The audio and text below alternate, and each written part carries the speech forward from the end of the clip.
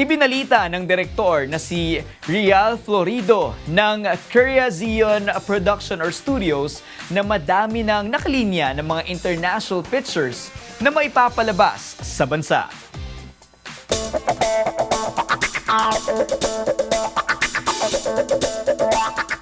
Bukod sa pelikulang The Substance ay nakalinya na din ang mga pelikula na award-winning sa iba't ibang bansa dito upang magkaroon ng premiere at showing hindi lamang dito sa Pilipinas, maging sa Southeast Asia.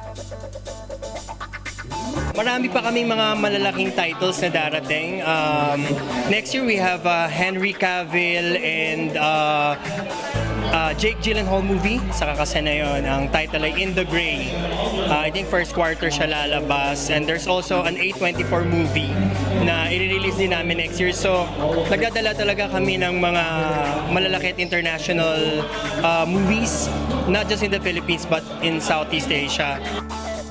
Mayroon din silang nakakasang Pinoy films at isa na nga dito ang pelikulang pumasok sa unang announcement para sa 50th edition ng Metro Manila Film Festival na Isang Himala the Musical.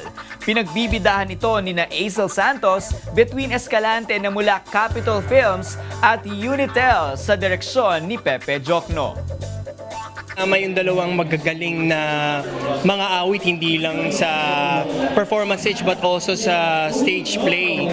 So, ito yung kakaibang pelikula na inaabangan ng mga tao every December na iba-iba naman, di ba? May pampamilya, may nakakatawa, may nakakatakot.